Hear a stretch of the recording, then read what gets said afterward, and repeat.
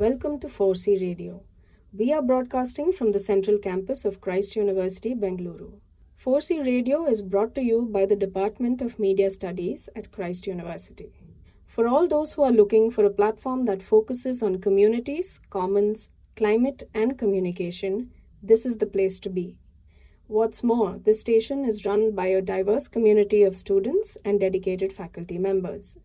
Tune in to experience hard-hitting interviews, fact checks, and myth-busting, on-ground stories, campus news, and more.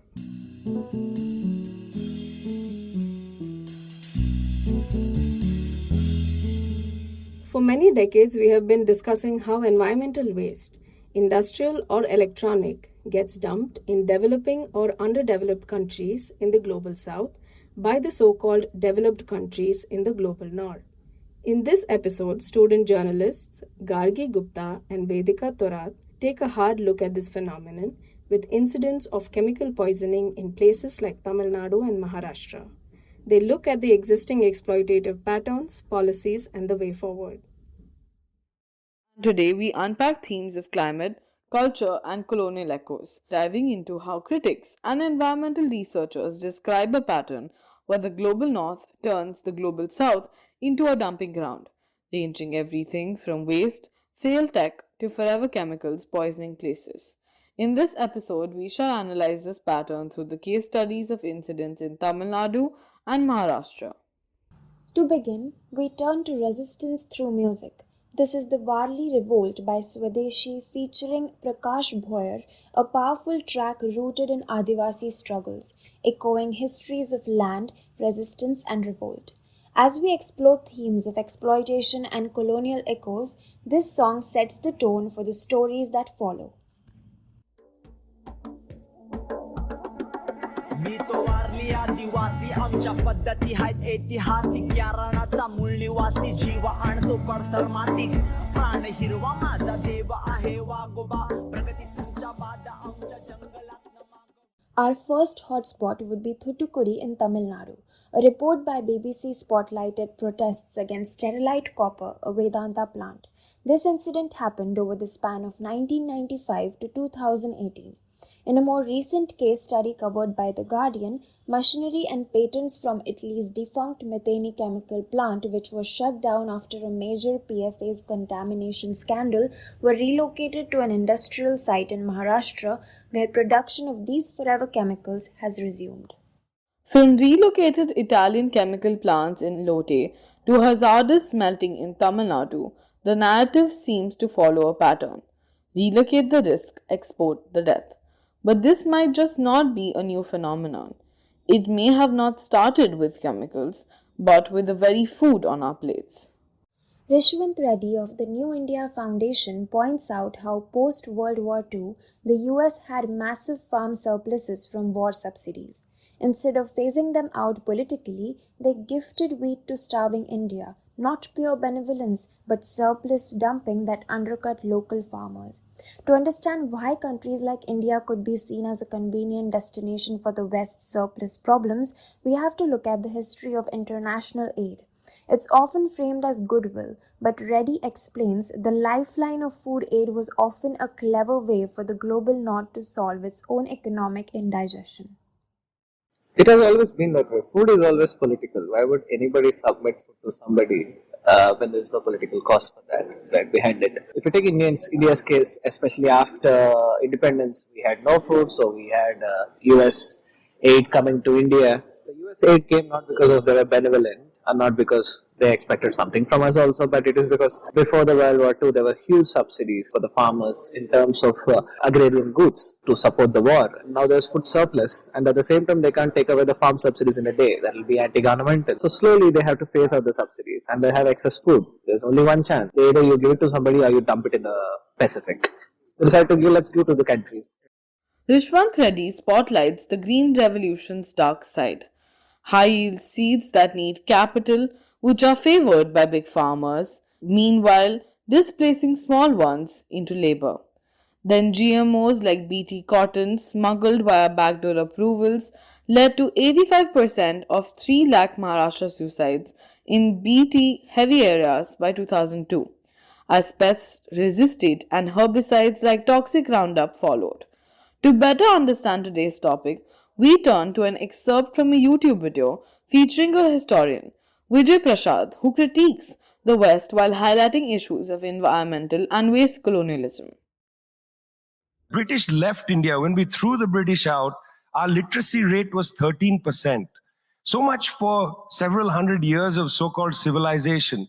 Meanwhile, our landscapes were destroyed. Coal was foisted on India. You foisted coal on us. You were the ones that came and made us coal dependent.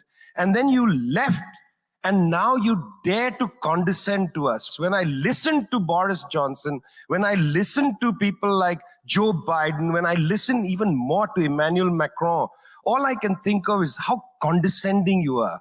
You condescended to us 400 years ago. You condescended to us 300 years ago. You condescended to us 200 years ago. You condescended to us 100 years ago. You're condescending to us today. You only know condescension because for you, colonialism isn't something that happened in the past and we defeated you. It's not that.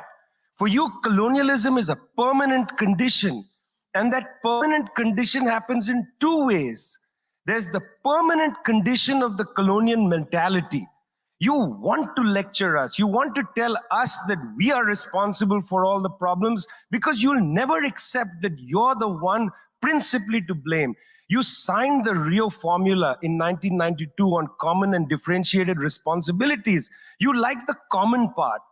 You like the common part. You like to say we're all in this together and so on. We're not in this together.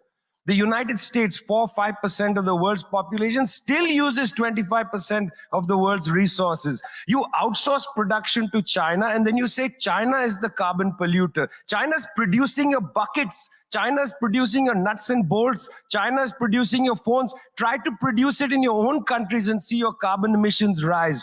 What Vijay Prashad is saying connects directly to our story.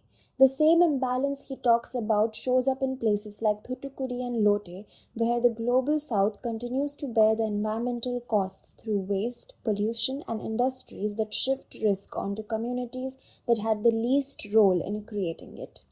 According to an investigation by The Guardian and a report by Basel Action Network, Germany ships mixed plastics to countries like Turkey and Vietnam. In a 2021 incident, Turkey had banned these waste imports and India ended up accepting some of it, which led to burning and dumping of waste, spiking carbon emissions and soil contamination. In a paper by ISOD, small islands like Tuvalu have drowned in marine debris. Plus the imports. It looks like full stomach environmentalism, where North peaks in consumption and later offloads its footprints on global South via cheap labor, recycling and exposing workers to heavy materials. Padmashri Balaram, an eco-warrior and sustainability strategist, points out that the historical precedent of using the global south to absorb the north's excess has evolved into a sophisticated global waste economy. Today, it's hidden under the guise of recycling and sustainability.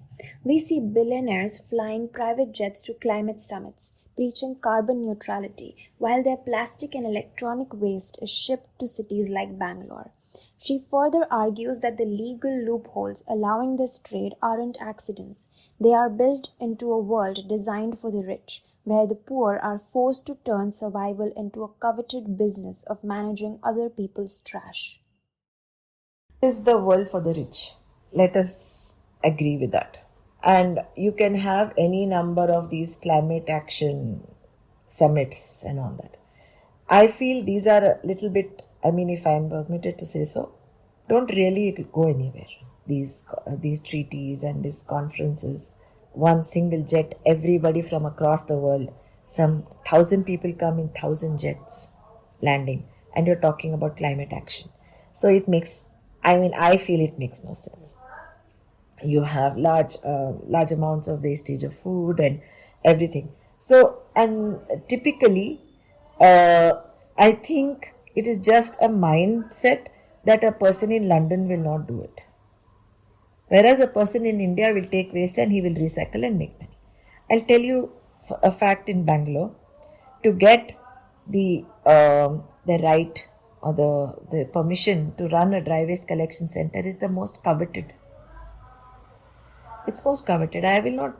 I'm not sure that will be in London or USA. So here we have created livelihoods from the lowest up. She flips it. Earlier, South sought waste for income. Now we produce our own but lack enforcement. Yet foreign firms exploit lax rules. Referring to a BBC report, London based Vedanta imported copper ore via port and ran the world's largest smelter with coal power, spewing sulfur dioxide effluents into water, soil, and air. Since 1997, illnesses rose. 165 women fainted from gas. Cancer, respiratory issues were everywhere. Protests peaked in 2018. 13 were killed by police firing after 100 peaceful days. The plant shut, but the scars, they lingered. So, what happens when waste isn't just a plastic bottle, but instead a massive industrial complex? When an Italian chemical plant is blacklisted in Europe for poisoning its neighbors, it doesn't just vanish, it moves to the global south, like Maharashtra. When a smelting plant faces environmental scrutiny, it seeks a new life in Thoothukudi. Journalist Kunal Shankar covered the devastation in Thoothukudi, Tamil Nadu. He saw firsthand how these corporations don't just move their machinery, they move a playbook of manipulation. They use CSR and greenwashing to buy silence, creating an illusion of care while the groundwater turns to poison.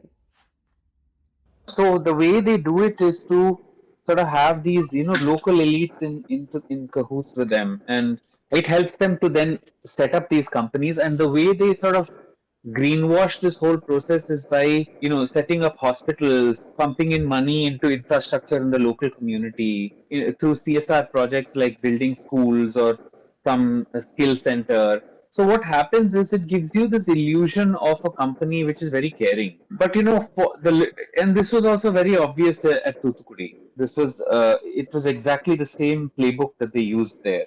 They will even set up a, water purifying facility, which is an irony because you're polluting the water there, and then you're saying you're setting up a water purifying facility, right? So this is how they sort of how do you say they buy their way into the community, and I won't be surprised if the same process is used at Lotte. The Guardian investigation details the relocation of a toxic forever chemical factory from Italy to India, highlighting a troubling trend of shifting environmental hazards to regions with weaker regulations. The Methane chemical plant in Vicenza, Italy, was forced into bankruptcy in 2018 after causing one of Europe's worst environmental disasters, contaminating the drinking water of over 350,000 people with PFAS. Even though Italian courts sentenced former executives to a combined 141 years in prison for environmental crimes in 2025, the factory's physical machinery, patents, and production processes were sold to the Indian firm Lakshmi Organic Industries, which dismantled the site and rebuilt it in Lotte Parshuram, Maharashtra. The newly established Indian facility began full operations in 2025, producing the same hazardous substances for the global pesticide, pharmaceutical, and cosmetic markets. This move has sparked significant local backlash and political controversy in India, with activists labeling it environmental colonialism, the practice of exporting toxic industries from the global north to the global south. While European regulators are moving toward a blanket ban on thousands of PFAS and their compounds, India currently lacks specific monitoring and standards for these chemicals, allowing the toxic legacy of the Italian plant to continue under a different flag while exposing a new, unsuspecting population to severe health risks like cancer and organ damage.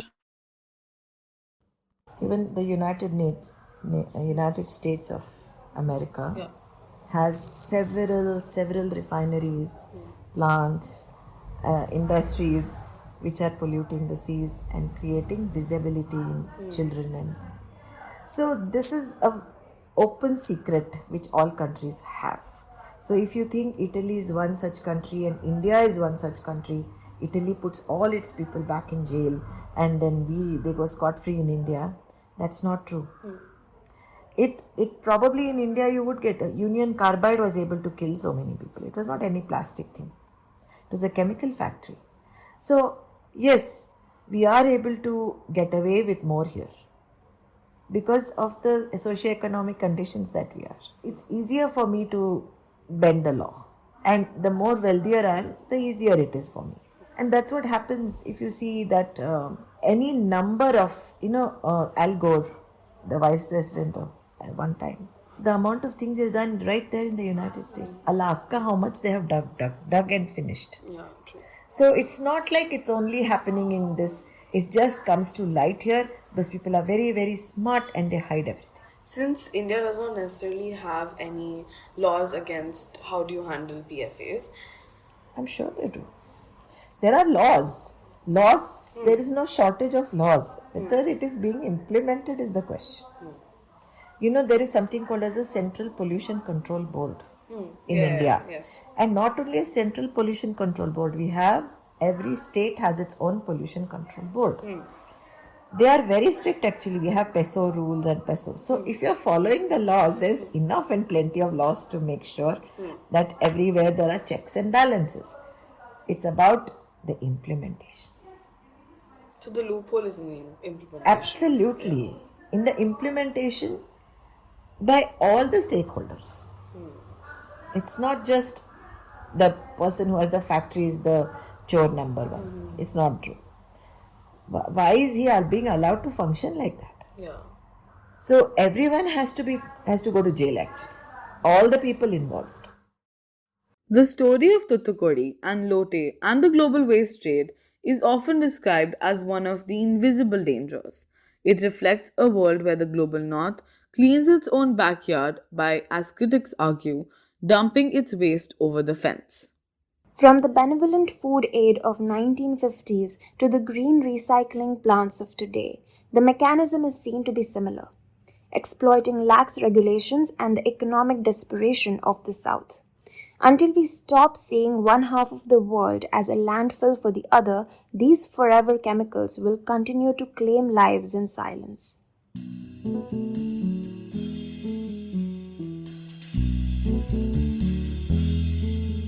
There are no easy answers, but at the same time, the issue requires urgent and just action from all stakeholders. Thank you for listening to this podcast. As always, stay curious and tune in for more. This episode was hosted by Manisha Madapathi, reportage and editing by Gargi and Vedika, edited by Guru Aditya and illustrated by Vernika Singh. Signature tune composed by Dr. Ananthu. Please write to us and follow us on X, Instagram, and LinkedIn.